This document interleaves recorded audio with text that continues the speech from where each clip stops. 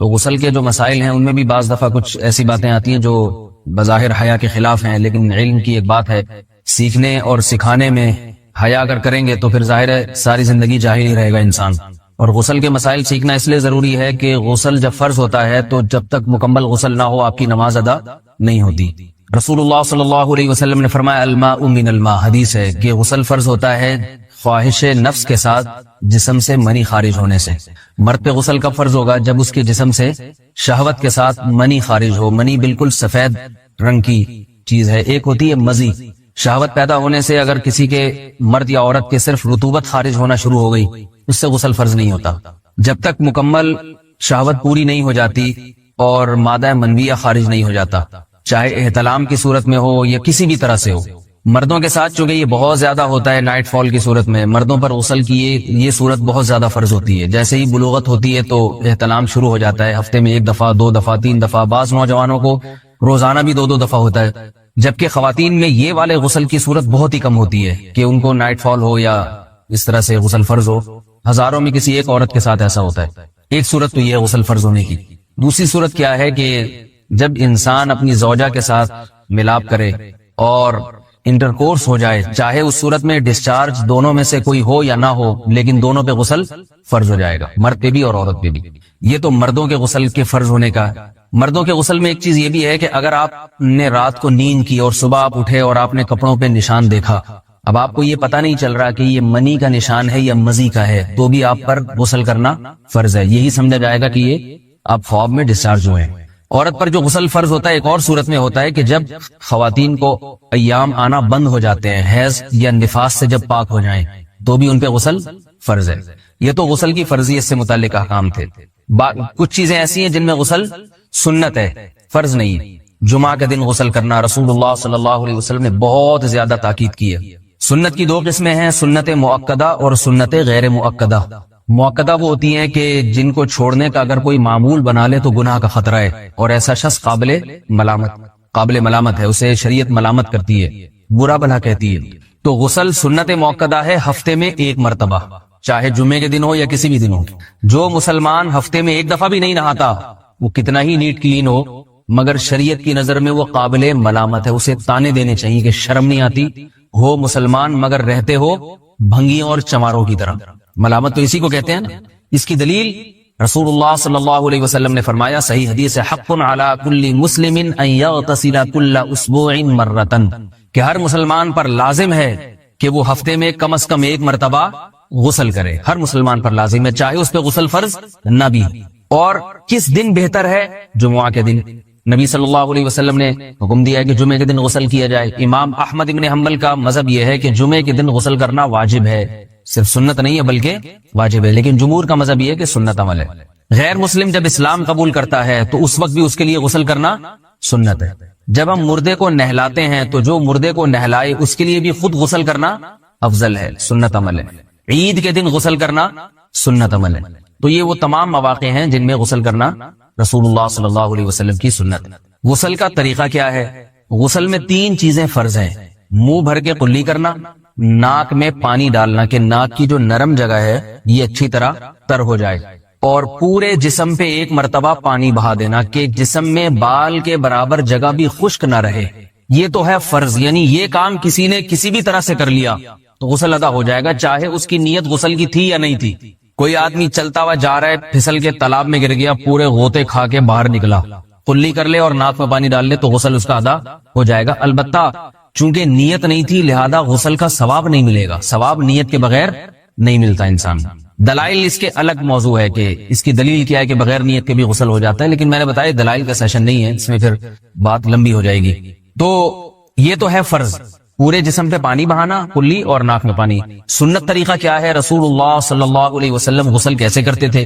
سنت طریقہ جس پہ جو اختیار کرنا چاہیے وہ طریقہ یہ ہے کہ جب آپ غسل کے لیے بیٹھیں تو سب سے پہلے وہ جگہ دھوئیں جہاں نجاست اور ناپاکی لگی ہوئی ہے۔ نائٹ فال ہوا، کسی کو احتلام ہوا تو جہاں جہاں گندگی لگی ہے پہلے اس جگہ کو دھوئیں، استنجا کریں، شرمگاہ کو دھوئیں اچھی طرح، سمجھ رہے ہیں بات کو؟ اس کے بعد ہاتھ دھوئیں اور مکمل وضو کریں جیسے ہم عام حالات میں وضو کرتے ہیں۔ مکمل وضو کرنے کے بعد دائیں کندھے پہ پانی ڈالا، لیفٹ سائڈ پہ پانی ڈالا، پہلے زمانے میں تو چلو سے غسل ہوتا تھا، ہاتھ دھو لیے تو اب چلو سے پانی لے کے یہاں ڈالا جا رہا ہے، چلو سے پانی لے کے یہاں ڈالا جا رہا ہے، پورے جسم پہ ملا جا رہا ہے، اور چلو سے پانی لے کے 3 دفعہ سر پہ ڈالا جا رہا ہے۔ تو آج کل چلو الو تو ہے نہیں، شاور کے نیچے جا کے کھڑے ہو جاتے ہیں، تو اس میں یہ کہ شاور کھولے اس میں کھڑے ہو جائیں، سارے چلو اس میں خود بخود ہی ہو جائیں گے، پورے جسم پہ پانی بہ جائے گا۔ نبی صلی اللہ علیہ وسلم کے دور میں یہ جدید چیزیں نہیں تھیں، شیمپو اور صابن، تو آپ صلی اللہ علیہ وسلم بیری کے پتوں سے غسل کی ترغیب دیا کرتے تھے۔ بیری کے پتوں کو اگر پانی میں پکایا جائے تو پانی میں میل کچیل صاف کرنے کی صلاحیت بہت بڑھ جاتی ہے۔ ہمارے زمانے میں اس تکلف کی ضرورت نہیں ہے، صابن ملتے ہیں اس سے نہا لے آدمی، نہایا کریں، بہرحال کہنے کا مقصد یہ آپ لوگوں سے، تو یہ سنت طریقے سے غسل ہو جائے گا آپ کا۔ سمجھ رہے ہیں بات کو؟ سب سے پہلے استنجا کیا، اس کے بعد وضو کر لیا، اس کے بعد غسل کر لیا۔ اگر کسی نے غسل میں وضو نہیں کیا اور ویسے ہی پورے جسم پہ پانی بہا دیا تو بھی اس کا وضو خود بخود ہو جائے گا، اس غسل سے وہ نماز پڑھ سکتا ہے، کیونکہ بعض لوگ غسل کرنے کے بعد دوبارہ وضو کر رہے ہوتے ہیں، اس کی ضرورت نہیں ہے، کیونکہ جب غسل کرتے ہیں تو وضو والے اعضاء تو خود بخود اس میں دھل جاتے ہیں۔ یہ ہے غسل کا طریقہ۔ وضو کیسے ٹوٹتا ہے؟ جن چیزوں سے غسل فرض ہوتا ہے ان چیزوں سے وضو تو بہرحال ٹوٹتا ہی ہے، اس کے علاوہ بھی وضو ٹوٹتا ہے۔ اس سے پچھلے لیکچر میں نے کچھ تفصیل بتائی تھی کہ نجاست جسم سے کہیں سے بھی خارج ہو جائے یا نجاست نکل کے بہ پڑے، اگر قضاء حاجت کی جگہوں سے نجاست خارج ہوئی ہے تو نظر بھی آ جائے وضو ٹوٹ جائے گا، اور قضاء حاجت کے علاوہ جگہوں سے اگر نجاست خارج ہوئی ہے، خون وغیرہ ہے جیسے، تو جب تک نکل کے بہے گا نہیں تو اس وقت تک وضو نہیں ٹوٹے گا۔ سمجھ رہے بات کو؟ وضو کا طریقہ کیا ہے؟ سب سے پہلے دونوں ہاتھوں کو دھویا جائے، 3 دفعہ کلی کی جائے، مسواک کی جائے، 3 دفعہ ناک میں پانی ڈالا جائے، پھر پورے چہرے کو، پیشانی یہ جو ہے جہاں سے پیشانی ہماری شروع ہو رہی ہے اور تھوڑی کے نیچے، تھوڑی جہاں ختم ہو رہی ہے، اور ایک کان کی لو سے دوسرے کان کی لو تک 4 اعضاء ہیں وضو میں دھونا فرض ہیں۔ 1 چہرہ، نمبر 2 بازو، نمبر 3 سر کا مسا، چوتھائی سر، اور نمبر 4 پاؤں کو دھونا۔ اس کی دلیل قرآن مجید کی مشہور آیت ہے فَاغْسِلُوا وُجُوهَكُمْ وَأَيْدِيَكُمْ إِلَى الْمَرَافِقِ۔ اللہ فرماتے ہیں ایمان والو، جب نماز کا ارادہ ہو تو اپنے چہروں کو اور اپنے ہاتھوں کو دھو، سر کا مسا کرو اور پاؤں کو ٹخنوں سمیت دھو۔ دھونے کا حکم ہے قرآن مجید میں۔ البتہ سر کے بارے میں یہ نہیں آئے پورے سر کا مسا کرو، بلکہ آ رہا ہے وَامْسَحُوا بِرُؤُوسِكُمْ، با کا لفظ ہے، با آتی ہے تبعیض کے لیے کہ سر کے بعض حصے کا مسا۔ اب بعض حصے کا قرآن حدیث میں کہیں تذکرہ نہیں ہے، تو اس میں فقہاء کرام کے اجتہادات ہیں۔ امام شافعی فرماتے ہیں تھوڑا سا بھی ٹچ کر لیا سر کو ہو جائے گا، امام ابو حنیفہ فرماتے ہیں نہیں، کم از کم 1/4 کا ہونا ضروری ہے۔ سب کے اپنے اپنے دلائل ہیں، ان دلائل میں نہیں جاتا۔ فقہ حنفی کو جو فالو کرنے والے ہیں تو ان کو چاہیے کم از کم 1/4 سر کا مسا، یہ فرض ہونے کے لیے ضروری، مگر سنت کیا ہے؟ پورے سر کا مسا۔ نبی صلی اللہ علیہ وسلم دونوں ہاتھوں کو بھگو کے پورے سر کا مسا کرتے تھے ایسے۔ سمجھ رہے بات کو؟ اور مسا کے جو یہ ٹیکنیکل طریقے ہیں کہ آپ یوں پہلے انگلی بنائیں، پھر یوں لے کر جائیں، پھر یوں گھما کے لائیں، پھر یوں، یہ ٹیکنیکل طریقے حدیث سے ثابت نہیں۔ مسا کا طریقہ کیا ہے؟ بھیگا ہوا ہاتھ لے کے ایسے پورے سر کو ہو گیا۔ پھر حدیث میں یہ بھی ہے کہ یوں لے جاؤ اور یہ بھی ہے کہ دو واپس بھی لے کر آؤ، دونوں طرح سے ثابت۔ تو ایسے بھی کر سکتے ہیں کہ یوں لے جائیں، اور ایسے بھی کر سکتے ہیں لے کے جائیں اور پھر واپس بھی لے آئیں، دونوں طریقے جائز ہیں، لیکن کم از کم سنت اتنی ہے کہ پورے سر کا مسا ہونا چاہیے۔ بعض لوگوں کو شو مارنے کا شوق ہوتا ہے، اگر وہ واپس لائیں تو بال ان کے خراب ہو جاتے ہیں، کہتے ہیں یار یہ پھر مسئلہ خراب ہو جائے گا، تو پھر ایسے لوگ صرف یوں ہی لے جائیں کافی ہے۔ افضل تو یہ کہ یوں بھی لے جائیں، یوں بھی لے جائیں، دونوں طرح سے صحیح ہے، بہرحال دونوں حدیث سے ثابت ہیں۔ سمجھ رہے بات کو؟ اور یہاں ایک اہم مسئلہ بتا دوں، قرآن مجید نے پاؤں کو دھونے کا حکم دیا ہے، پاؤں پہ مسا کرنے کا حکم نہیں دیا، اور حدیث میں خفین پر مسا کرنے کا حکم ہے۔ تو قرآن اور حدیث کو فقہاء نے جمع کیا ہے، لہذا وہ موزے جن میں آسانی سے پاؤں دھوئے جا سکتے ہیں ان میں چاروں ائمہ کے نزدیک پاؤں پہ مسا کرنا جائز نہیں۔ سعودی عرب میں جو بعض سلفی حضرات اور یہاں ہمارے ہاں بھی اہل حدیث حضرات نے عام موضوع پر بھی جو مسا کی ایک روایت ڈال دی ہے، اسلاف میں، تابعین، تبع تابعین میں اور چاروں ائمہ کے مذاہب میں اس کا ثبوت نہیں ملتا۔ اگر اسلاف میں کوئی قائل بھی ہے تو ایک شاذ قول، اکا دکا قول ملتا ہے، ورنہ یہ ائمہ اربعہ کے مذہب کے خلاف ہے، اور جو احادیث جو نقل ہوتی ہیں صحیح سند کے ساتھ ان کے بھی خلاف اور قرآن کی آیت کے بھی خلاف ہے۔ اس لیے کسی نے عام ساکس پہ اگر مسا کر لیا، جو عام طور پہ آفس پہن کے جاتے ہیں لوگ، وہ اس میں تو پاؤں، آپ اگر ساکس کو پانی کے نیچے رکھیں پورا پاؤں دھل جائے گا آرام سے، تو وہاں کیا ہو رہا ہے کہ قرآن مجید کے حکم کی مخالفت لازم آ رہی ہے، آپ پاؤں دھو نہیں رہے، تو اس لیے ہم یہ سمجھتے ہیں کہ اس صورت میں نماز ادا نہیں ہوگی۔ سعودی عرب میں بعض سلفی حضرات نماز پڑھاتے ہیں، وہ ایسے ہی کرتے ہیں کہ عام ساکس پہ مسا کر کے نماز پڑھا لیتے ہیں، تو فتویٰ اسی پر ہے کہ ان کی اگر کسی کو یقین ہے کہ اس نے عام ساکس پہ مسا کر کے نماز پڑھائی ہے تو اس کے پیچھے نماز ادا نہیں ہوگی، کیونکہ قرآن کے مطابق اس کا وضو ہوا ہی نہیں ہے۔ صدیوں تک کوئی بھی اس قول کا قائل نہیں رہا ہے کہ عام ساکس پہ بھی مسح ہو جاتا ہے. یہ ابن تیمیہ رحمہ اللہ تعالیٰ 7ویں صدی میں اس کے قائل تھے, اور تابعین میں اکا دکا قول ملتے ہیں اس کے, لیکن شاذ قول ہیں, مرجوح قول ہیں, جن پر امت نے فتویٰ نہیں دیا. اور اب سعودی عرب میں بعض سلفی حضرات اس کے قائل ہیں.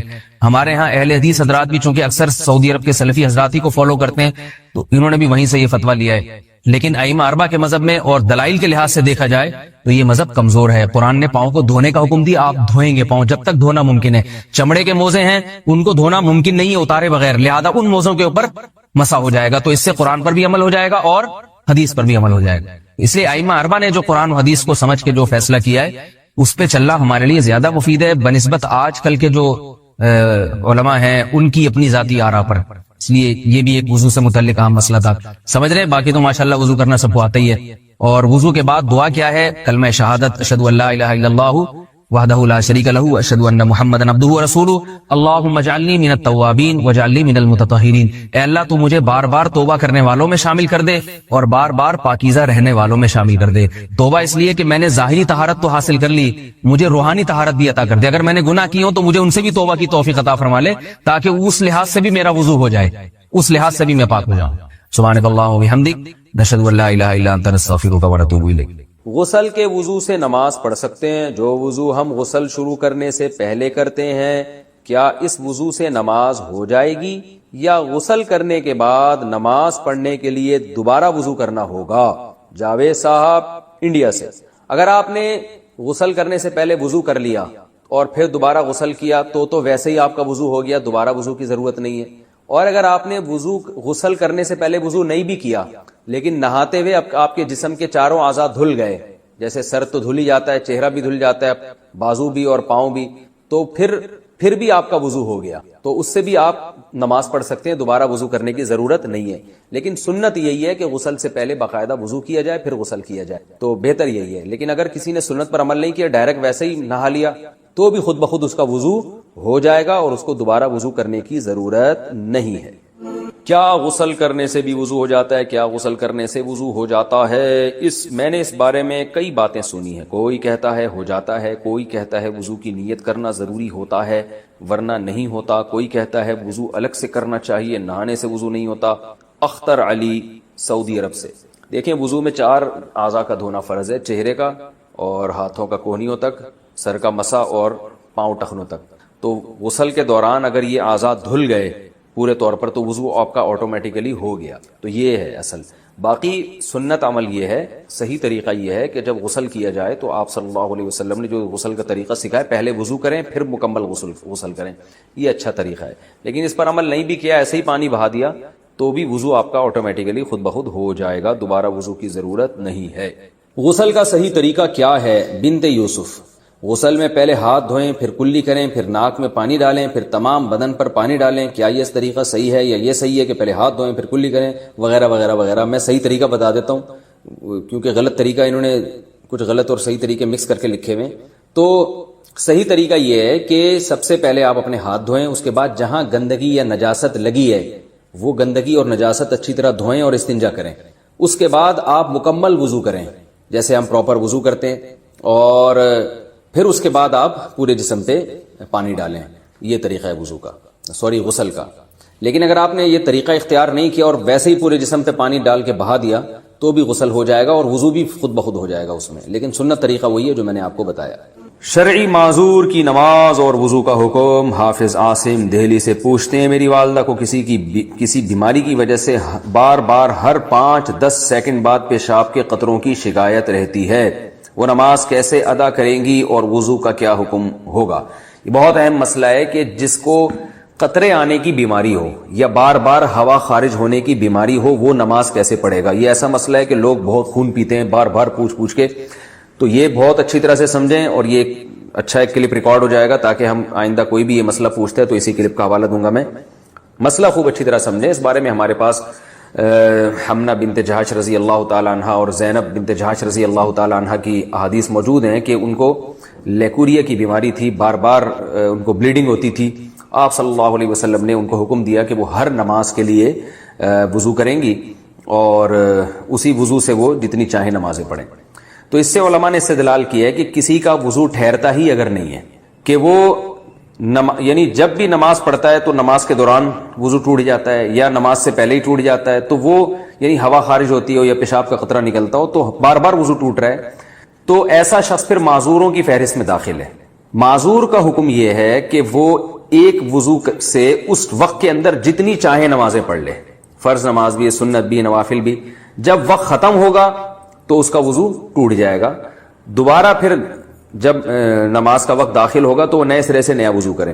تو جو بیماری ان کو لاحق ہوئی ہے اس بیماری کی وجہ سے وضو نہیں ٹوٹے گا۔ جیسے کسی کو پیشاب کے قطروں کا مرض ہے تو ایسا معذور کا پھر پیشاب کا قطرہ نکل گیا تو وضو نہیں ٹوٹے گا، ہاں ہوا خارج ہوئی تو وضو ٹوٹ جائے گا۔ اور اگر کوئی ہوا کا مریض ہے، اور میری چونکہ تھوڑی سی مزاح کی بھی عادت ہے، ہمارے مدرسے میں کچھ طلبہ ایسے تھے جن کو کوئی بیماری تھی، وہ نا ان کی ہوا بہت خارج ہوتی تھی تو ان کو وہ الگ سے وہ نماز پڑھتے تھے، تو ہم نے مذاق میں ان کا نام رکھا ہوا تھا کہ یہ پاک فضائیہ انہوں نے جوائن کر لی ہے، ٹھیک ہے نا۔ تو جو بھی اس قسم کے معذور تھے نا، ہم ان کو یہی ایک وہ تانا دیا کرتے، تانا تو نہیں، ایک مزاح کرتے تھے کہ آپ جماعت سے نماز نہیں پڑھ رہے، آپ الگ نماز پڑھ رہے ہو تو خیریت؟ تو کہتا تھا یار میں بھی پاک فضائیہ میں آ گیا ہوں۔ تو یہ مزاح ہوتا تھا ان کے ساتھ، اس کو مزاح ہی سمجھیں، کچھ اور نہ سمجھیں۔ تو ہوا بار بار خارج ہوتی ہے، ایک تو پاک فضائیہ وہ ہے جو واقعی پاک فضائیہ ہے، جو ایئر فورس ہے ہماری، وہ تو ہمارے لیے قابل فخر ہے۔ یہ فضائیہ سے مراد وہ والی فضا نہیں ہے، یہ کوئی اور والی فضا مراد ہے اس سے۔ تو بار بار کسی کی ہوا اگر خارج ہو رہی ہے، بار بار پیشاب کا قطرہ خارج ہو رہا ہے اور نماز کے دوران بھی قطرہ خارج ہو جاتا ہے، تو پھر اس کے لیے حکم یہی ہے کہ وہ اسی وضو سے جتنی چاہے نمازیں پڑھے، جب نماز کا وقت ختم ہوگا، نیا وقت داخل ہوگا تو نئے وضو سے پھر وہ نئی نمازیں، وہ جتنی نمازیں چاہے پڑھیں گے۔ یعنی ایک وضو سے وہ اگلے وقت کی نمازیں نہیں پڑھ سکتا بس، لیکن کسی اور وجہ سے وضو ٹوٹا تو ٹوٹ جائے گا۔ اب یہ کہ معذوروں کی فہرست میں داخل کب ہوگا یہ سمجھیں۔ کسی بھی شخص پر کوئی ایک نماز کا پورا وقت ایسا آ جائے کہ جس پورے وقت میں کوشش کے باوجود وہ باوضو ہو کے نماز نہ پڑھ سکے، تو جب یہ اس کنڈیشن میں وہ آئے گا تو وہ معذوروں کی فہرست میں داخل ہو جائے گا۔ مثال کے طور پر مغرب اور عشاء کا وقت بہت تھوڑا ہوتا ہے، اس مغرب اور عشاء کے تو درمیان کا وقت ہے، فرض کریں وہ 1.5 گھنٹے کا وقت تھا مغرب اور عشاء کے درمیان۔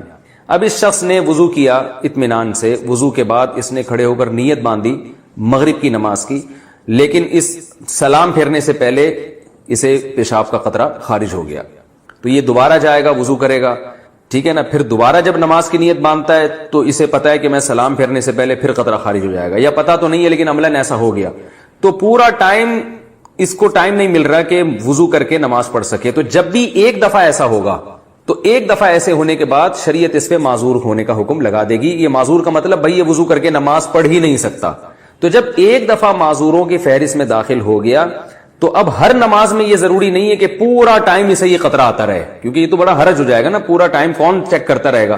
تو ایک دفعہ جب معذوروں کی فہرست میں داخل ہو گیا تو اب وہ ہمیشہ کے لیے معذوروں ہی کی فہرست میں رہے گا۔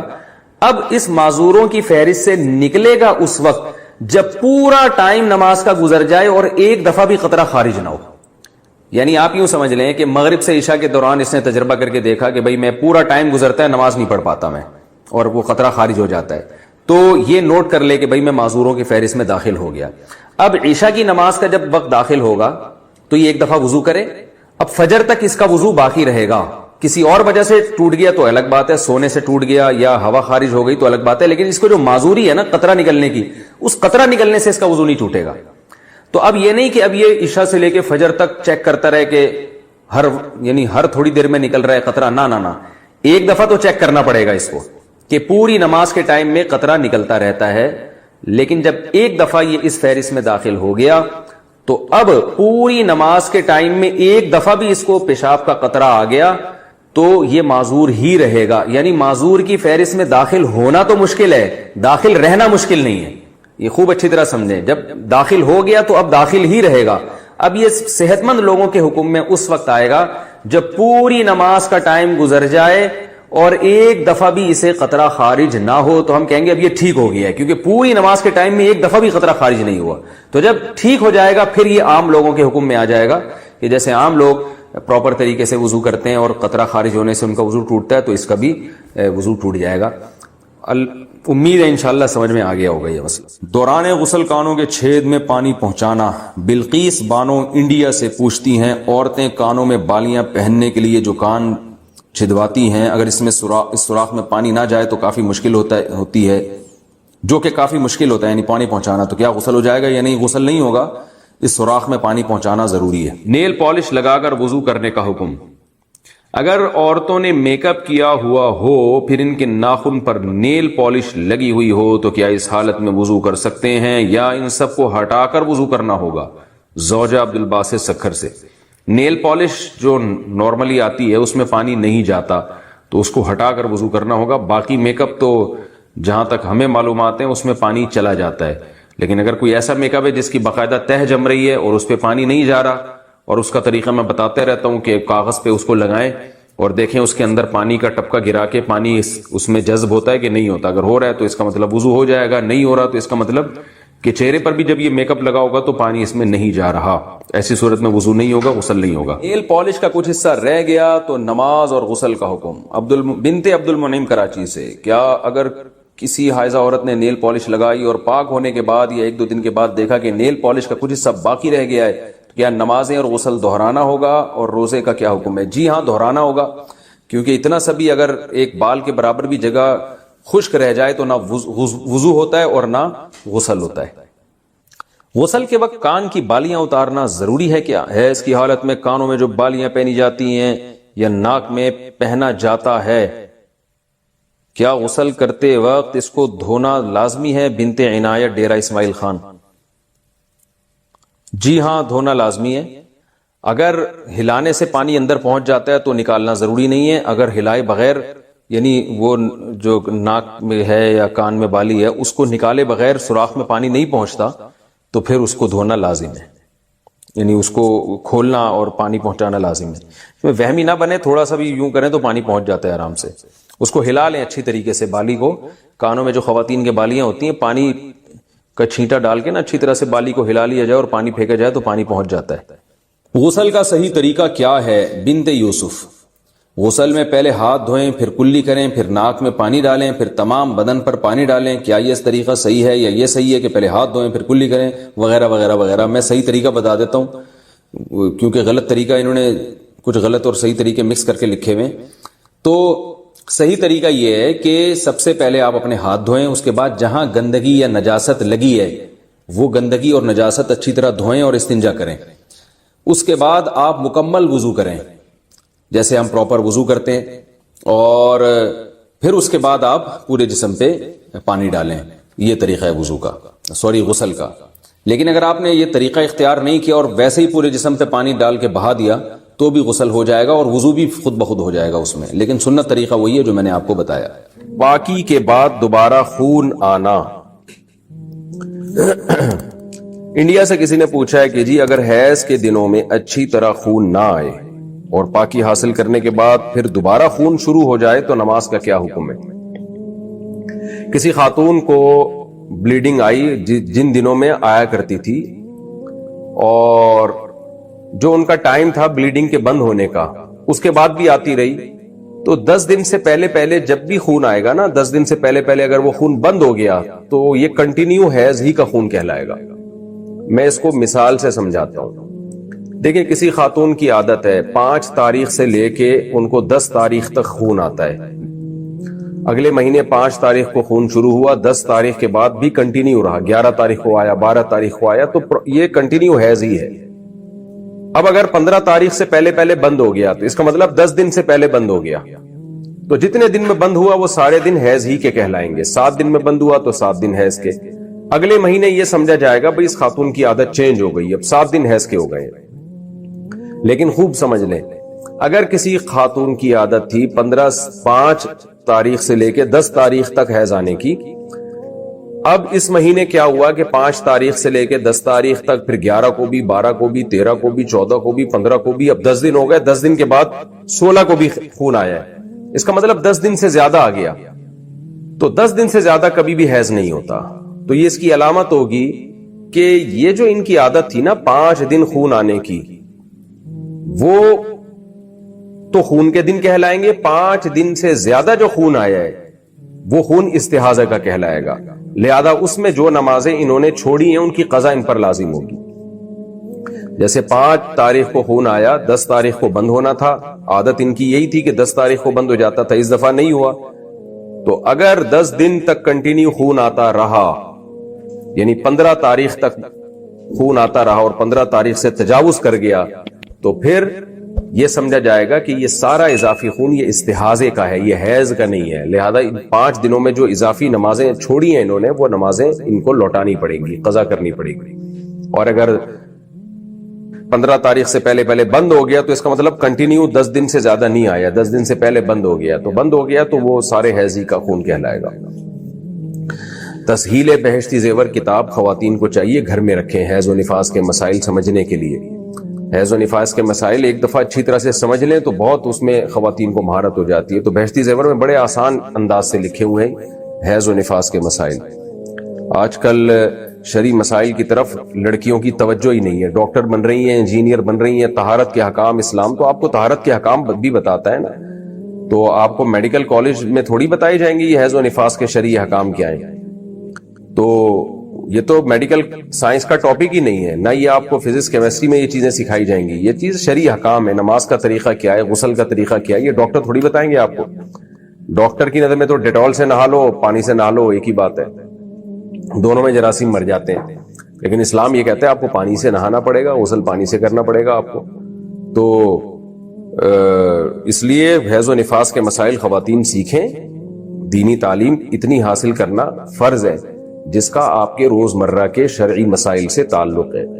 طلب العلم فریضۃ علی کل مسلم و مسلمہ، نبی نے فرمایا کہ ہر مسلمان مرد اور عورت پر علم کا سیکھنا فرض ہے۔ تو اس کی تفسیر میں تشریح میں علماء کہتے ہیں آپ کو جن مسائل کی روزمرہ ضرورت پیش آتی ہے چاہے مرد ہو یا عورت، تو وہ علم آپ پر سیکھنا فرض ہے۔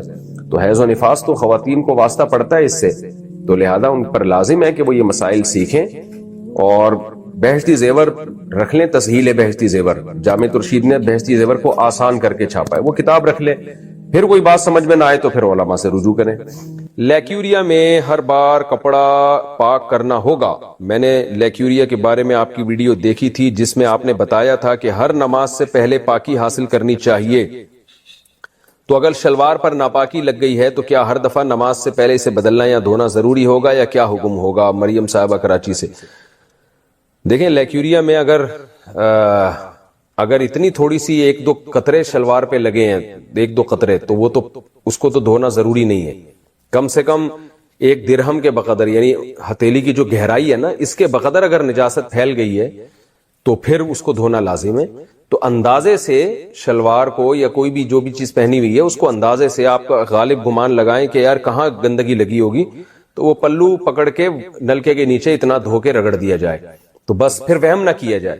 یعنی یہ ضروری نہیں ہے، اگر جیسے شلوار پہ نجاست لگی، جب آپ نے دھونے کے لیے گئے اس کو واش روم میں تو پتہ نہیں چل رہا کہاں لگی ہے، تو اندازے سے بھی دھو لیں گے کپڑا پاک ہو جائے گا، اسپیسیفک وہ جگہ ضروری نہیں ہے اگر آپ کو یاد نہیں ہے وہ، تو ایک غالب گمان، ایک اندازہ لگائیں کہ یہاں شلوار میں ناپاکی لگی ہوگی، اس کے بعد اس کو آپ نے تھوڑا سا پانی سے ایسے کر کے نلکا پہ پانی بہایا اور تھوڑا رگڑ کے نچوڑ دیا، تو بہانے سے پانی جو ہے وہ پاک ہو جاتا ہے، کپڑا پاک ہو جاتا ہے پانی بہانے سے۔ اگر کوئی عورت کسی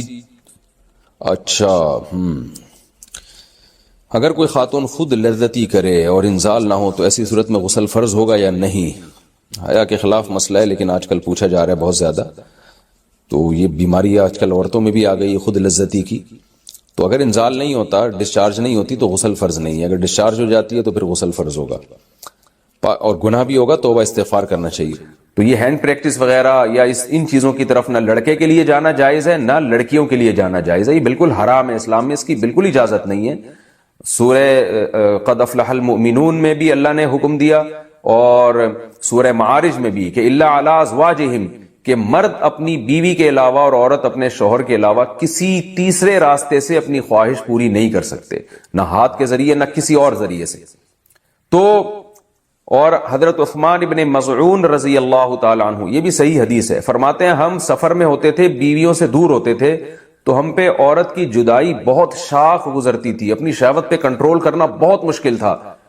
ہم نے نبی سے اجازت مانگی کہ ہم اپنے آپ کو کسی طرح خصی کر دیں، نامرد بنا دیں، تو آپ صلی اللہ علیہ وسلم نے اس سے منع کیا ہمیں۔ اب آپ دیکھیں حضرت عثمان ابن مظعون اتنی شدید کنڈیشن میں کہ اپنے آپ کو نامرد کرنے کے لیے وہ تیار ہو گئے تھے. فرمایا حدیث کے الفاظ ہیں لو اجازنا لاختصینا، اگر نبی ہمیں پرمیشن دے دیتے تو ہم اپنے آپ کو نامرد کر دیتے، یعنی ہمیشہ کے لیے نامرد ہو جاتے. تو اس قربانی کے لیے بھی حضرت عثمان بن مظعون تیار تھے کہ اتنا خطرہ تھا ان کو، لیکن نہ انہوں نے نبی سے پوچھا کہ کیا میں ہاتھ سے اپنی خواہش پوری کر سکتا ہوں، نہ نبی نے ان کو بتایا کہ تم یعنی ہاتھ کے ذریعے مجبوری میں اپنی خواہش پوری کر لیا کرو. نہ نہ نہ نہ نبی نے ان کو بھی حکم دیا ایسے موقع پہ تزوجوا الودود الولود فانی مباہی بکم الامم، محبت کرنے والی عورت سے اور اولاد جننے والی عورت سے نکاح کرو، میں تمہاری کثرت پہ قیامت کے دن فخر کروں گا. تو آپ صلی اللہ علیہ وسلم نے بزبان حال بتا دیا کہ یہ جو اللہ نے تم پر مرد پر اتنی شہوت مسلط کی ہے، خواہش مسلط کی ہے، اس کی وجہ یہ ہے کہ اللہ نسل چاہتے ہیں کہ مرد اور عورت کا ملاپ ہو. تو مرد اور عورت کو ایک دوسرے سے دور رہنے کے لیے پیدا نہیں کیا ہے، ملاپ کے لیے پیدا کیا ہے. تو اس لیے ملاپ کی ایک ناجائز قسم ہے، ایک جائز ہے. ناجائز ہے گرل فرینڈ بوائے فرینڈ، یہ حرام ہے. ولا متخذاتی اخدان ولا متخذی اخدان قرآن کے الفاظ ہیں، کسی لڑکی سے تمہیں دوستی کی اجازت نہیں ہے. اور جائز طریقہ کیا ہے جو سورہ مومنون میں اور سورہ معارج میں اللہ نے بیان کیا، الا علی ازواجہم، کہ اپنی بیوی بنا کے اپنی خواہش اس سے پوری کرو. فإنہم غیر ملومین، اور اللہ نے فرمایا یہ لوگ قابل ملامت نہیں ہیں. اگر نکاح کے ذریعے آپ خواہش پوری کرو گے تو آپ کو دنیا تو ملامت کرے گی، لیکن اللہ کی نظر میں آپ کو سرٹیفکیٹ مل گیا کہ آپ قابل ملامت نہیں ہیں. یہی وجہ ہے کہ علماء نے لکھا ہے کہ جو بیوی کے ذریعے بھی اپنی خواہش پوری کرے نکاح کر کے، اسے ملامت کرنا، اسے تانا دینا، اس پہ کفر کا خطرہ ہے، کیونکہ اللہ نے اس کو سرٹیفکیٹ دے دیا کہ یہ قابل ملامت نہیں ہے. تو اپنی جانوں پہ ہم سب کو رحم کرنا چاہیے. زنا معاشرے میں بہت تیزی سے پھیل رہا ہے. کو ایجوکیشن سسٹم نے تو ہمارے فیملی سسٹم کو تباہ و برباد کر دیا ہے. تو اللہ میاں نے جو اجازت دی ہے الا علی ازواجہم او ما ملکت ایمانہم، اور کیا فرمایا فمن ابتغى وراء ذلک، جو نکاح کے علاوہ، اللہ نے ذالک جو ہے نا اس میں اشارہ ہے، ہاتھ سے اشارے کے وقت یہ ذالکہ کا لفظ استعمال کیا جاتا ہے. گویا اللہ نکاح کی طرف نا بیوی کی طرف اشارہ کر کے کہہ رہے ہیں کہ اس کے علاوہ کوئی اور راستہ اگر تم نے اختیار کیا. یہ کیوں گویا ہاتھ سے اشارہ کیوں؟ پتہ چل جائے بس یہی حلال ہے، ہینڈ پریکٹس حلال نہیں ہے تمہارے لیے. اسی طرح کسی اور راستے سے اپنی خواہش پوری کرنا حلال نہیں ہے تمہارے لیے. تو اس لیے اللہ نے بتایا صرف یہ بیوی ہے، صرف یہ ہے، اس کے علاوہ کوئی بھی راستہ اختیار کرو گے فاولئک هم العادون، یہ لوگ اللہ کی حدود کو توڑنے والے ہیں. تو یاد رکھیں کسی مفتی کے فتوے کی بیس پہ یا کسی اسکالر کے فتوے کی بیس پہ یہ اس کو جو ہینڈ پریکٹس ہے اس کو حلال کرنے کی اجازت نہیں ہے. قرآن میں اللہ نے بہت واضح فتویٰ دیا ہوا ہے اس بارے میں. تو اس لیے آج کل نوجوان بہت تیزی سے اس طرف جا رہے ہیں. تو بہت احتیاط کی ضرورت ہے اس میں. یہ نوجوانوں کا مسئلہ ہے، آج کل بہت زیادہ پوچھتے ہیں کہ جی ہینڈ پریکٹس کی عادت پڑ جاتی ہے تو کہتے ہیں میں نے یوٹیوب پر اس عمل سے بچنے کے لیے کافی سرچ کیا کہ کوئی طریقہ مجھے مل جائے، لیکن صرف وظیفے ہی بتائے گئے ہیں. تو کیا اس سے بچنے کے لیے صرف وظیفے کام آتے ہیں، کوئی اور حل ہے؟ انڈیا سے کسی نے پوچھا. یہ مسئلہ یہ ہے کہ یہ وظیفوں سے نہیں چھوٹتی یہ بیماری، وظیفوں سے تو اس کا کوئی تعلق نہیں ہے. سب سے پہلی بات تو یہ جلد سے جلد شادی کریں. آپ نکاح نہ کرنے کے یہ وبال ہے کہ انسان الٹے سیدھے کاموں میں لگ جاتا ہے. ایک بات تو یہ. دوسرا اپنا کانسیپٹ کلیئر کریں اس بارے میں. آج کل بعض ڈاکٹر اس کو بہت پروموٹ کر رہے ہیں اور کہہ رہے ہیں اس سے صحت کو کوئی نقصان نہیں ہوتا. تو یہ بات بالکل غلط ہے، اس سے صحت کو نقصان ہوتا ہے. اس بارے میں ایک اور ڈاکٹروں کی رائے بھی یہی ہے. یہ نہیں جو میں بات کر رہا ہوں اس کو بھی ڈاکٹر اس کی تائید کرتے ہیں. بعض ڈاکٹر کہتے ہیں اس سے نقصان ہوتا ہے. اور سب سے بڑی بات یہ کہ ڈاکٹروں کی تحقیق بدلتی رہتی ہے. ایک چیز جو نیچر کے خلاف ہے، ایک چیز جس سے اسلام نے روکا ہے، وہ صحت کے لیے مفید نہیں ہو سکتی. ایک پروسیس رکھا ہے نا، ایک نیچرل پروسیس رکھا ہے، آپ اس سے ہٹ کے کسی اور طرح سے اپنے آپ کو ڈسچارج کرنا شروع کر دیں تو یہ کیسے پاسبل ہے کہ نقصان نہیں ہوگا؟ ڈاکٹر کہہ رہے ہیں نقصان نہیں ہے، کل یہی ڈاکٹر کہیں گے تباہی بربادی ہو رہی ہے. تو پہلی بات تو اپنا ایک کانسیپٹ کلیئر کریں کہ اس سے صحت کو نقصان ہوتا ہے. کیونکہ اگر آپ نے یہ مان لیا نا کہ نقصان نہیں ہوتا تو پھر موٹیویشن اور زیادہ کمزور ہو جاتی ہے. اس سے انسان کہتا ہے کہ کوئی نقصان تو ہے نہیں تو کرتے رہو. تو آخرت کا تو نقصان ہے، دنیا کا بھی اس میں نقصان ہے آپ کا. اور وہ نقصان مینٹلی بھی نقصان ہوتا ہے اور باڈی کو بھی نقصان ہوتا ہے. اس پہ میں دلائل سے کلپ ریکارڈ کروا چکا ہوں، ابھی میں اس کی ڈیٹیل میں نہیں جاؤں گا. آپ میرا وہ کلپ سن سکتے ہیں، یوٹیوب چینل پہ موجود ہے وہ، کہ اس سے باڈی کو، صحت کو کیا کیا نقصانات ہوتے ہیں. اور یہ جو ڈاکٹر لوگ کہہ رہے ہیں نا کوئی نقصان نہیں، بالکل غلط کہہ رہے ہیں. کل کہہ دیں گے کہ نقصان ہے. سائنس کی تحقیقات بدلتی رہتی ہیں اور بہت سے ڈاکٹر کہہ بھی رہے ہیں کہ نقصان ہے اس سے. تو دوسری بات یہ کہ اس کو ایک تو عزم کرنا ہے کہ آپ نے اس کو چھوڑنا ہے. جب تک آپ پکا عزم نہیں کرتے کوئی کام ہوتا نہیں. دوسرا کام آپ نے یہ کرنا ہے کہ جی آپ یہ دیکھیں کہ کن اوقات میں آپ اس عمل میں زیادہ مبتلا ہوتے ہیں. عام طور پہ نوجوان جب رات سونے کے لیے لیٹتے ہیں تو نیند نہیں آ رہی ہوتی تو پھر اس طرف دماغ جانا شروع ہو جاتا ہے. تو آپ نے سونے کے لیے اسی وقت لیٹنا ہے جب گہری نیند آنا شروع ہو جائے, اور لیٹتے آپ موبائل دور رکھیں اپنے آپ سے, اور لیٹتے ہی آپ کی آنکھ لگ جائے, ایسا ٹائم ہونا چاہیے. کتاب بھی رکھیں اپنے سامنے, اپنے سرہانے پر, کتاب کا مطالعہ کرتے کرتے سو جائیں. اسٹڈی کرتے ہوئے بہت اچھی نیند آ جاتی ہے انسان کو, ایسے تکیہ لگایا اسٹڈی کرنا شروع کیا اور سو گئے. یہ کام بھی کریں آپ. دوسرا کام کیا کرنا ہے آپ نے, ایکسرسائز کی عادت ڈالیں. آدمی جب مینٹلی ہیلدی ہوتا ہے نا تو یہ الٹے سیدھے کاموں میں نہیں لگتا وہ, اور اپنے آپ کو جب اچھے کاموں میں تھکاتا ہے تو برے کاموں سے اپنے آپ کو بچاتا ہے. صبح اٹھ کے زبردست قسم کی جاگنگ کریں, اور شام کے ٹائم پہ آپ جم جائیں, خوب اپنے آپ کو تھکائیں, اس کے بعد اچھی خوراکیں کھائیں, آپ کو اچھی نیند آئے گی. پھر جب آپ کی باڈی بننا شروع ہوگی, آپ شیشے میں اپنے آپ کو دیکھیں گے کیسا ہینڈسم اسمارٹ نظر آ رہا ہوں میں, تو ہر وہ کام سے آپ کو بچنے کا جذبہ پیدا ہوگا جو آپ کی باڈی کے لیے, آپ کی مینٹلی صحت کے لیے نقصان دہ ہوگی. یہ بھی کرنا چاہیے. ایک بات یہ بھی سوچنا چاہیے کہ جو لوگ اس عمل میں مبتلا ہوتے ہیں, نکاح کے بعد ان کو زوجہ سے ہم بستری میں جو لذت آنی چاہیے, جس پیک کی لذت آنی چاہیے, اس سے وہ محروم ہو جاتے ہیں. اور یہ بھی ہے کہ جب یہ زیادہ عادت پڑتی ہے نا تو نکاح کے بعد بھی یہ کام پھر چھوٹتا نہیں ہے. یعنی شادی کے بعد بھی یہ انسان اسی سے سیٹسفائی ہوتا ہے, تو بہت ٹائم لگ جاتا ہے پھر چھوڑنے میں اس کو. تو اور ایک اہم کام یہ بھی کرنا ہے کہ یہ جو ہینڈ پریکٹس کی عادت پڑتی ہے لڑکوں کو, بد نظری کی وجہ سے پڑتی ہے. آپ نے فوج فلمیں دیکھی, لڑکیوں کو دیکھ رہے ہیں ادھر ادھر, آپ غلط چیزوں کو دیکھ رہے ہیں, ظاہر شہوت بھڑکتی ہے, پھر اسے انسان جب تک پورا نہ کرے تو سیٹسفائی نہیں ہوتا. تو یہ سارے اس کے نقصانات ہیں. یہ سب کام جب آپ کریں گے, یہ سب جو سوچنے کا کام ہے وہ سوچیں گے, اور جو کرنے کا کام ہے آپ وہ کریں گے. ٹائم پہ سونا, ٹائم پہ اٹھنا, جاگنگ کرنا, جم جانا, پھر مفید کاموں میں اپنے آپ کو خرچ کرنا, اسٹڈی, مطالعہ, کوئی نئی زبان سیکھنا شروع کر دیں. تو جب آپ اپنے آپ کو بزی رکھیں گے, اور سب سے پہلے شادی کی جلد سے جلد فکر کرنی ہے آپ نے. اچھا, بعض حکیم لوگ ڈرا دیتے ہیں کہ جی آپ تو یہ کرتے ہیں تو آپ تو شادی کے قابل ہی نہیں ہو. بھائی آپ کو تو زیادہ ضرورت ہے شادی کی, آپ کی برائی چھوٹے گی نہیں جب تک آپ شادی نہیں کر لیتے.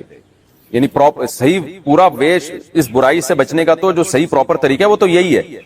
تو یہ سارے راستے آپ اختیار کریں. پھر بھی اگر گناہ ہو جاتا ہے تو اللہ تعالیٰ سے توبہ استغفار کریں. اور ایک اہم بات یہ کہ اپنے اوپر کوئی جرمانہ بھی رکھیں. یہ جتنے میں نے پوائنٹ بتائے نا, آپ ایک کاپی میں لکھ لیں سارے کے سارے.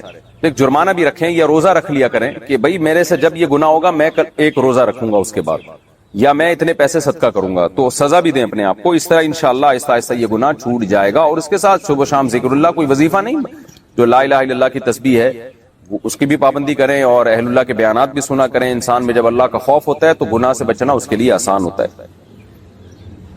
باقی یہ خوب سمجھ لیں, اس کا تعلق وظیفوں سے نہیں ہے. یہ ایک باڈی کی ریکوائرمنٹ ہوتی ہے. جب حلال نہیں ملتا تو پھر گند میں منہ مارتا ہے ہر آدمی. اچھا بھائی, کہتے ہیں کہ کیا مجزنی کا گناہ ماں باپ کو بھی ملتا ہے؟ کیا مجزنی سے صرف بچوں کو گناہ ملتا ہے, ان کے والدین بھی اس گناہ میں شامل ہوتے ہیں؟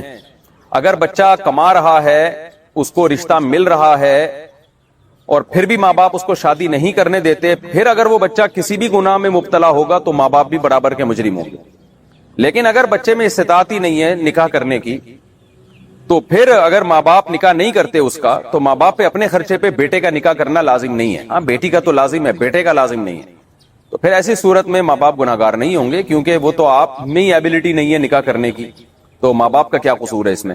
تو لیکن اگر آپ میں قابلیت ہے اور آپ کو رشتہ مل رہا ہے, اس کے باوجود بھی ماں باپ رکاوٹ بن رہے ہیں کہ نہیں جی جب تک اتنی سیلری نہیں ہو جاتی, اتنا نہیں کما لیتے, ہم نہیں کریں گے, پھر ماں باپ بھی مجرم ہوں گے. پھر اولاد سے اگر کوئی گناہ ہوتا ہے تو یہ بات لکھی ہوئی ہے, اور شریعت کے اصول کے مطابق بھی ہے کہ پھر جو ہے اگر اولاد کوئی گناہ کرتی ہے تو اولاد بھی گناہگار ہوگی, اور اس میں ماں باپ بھی ان کے ساتھ شریک ہوں گے.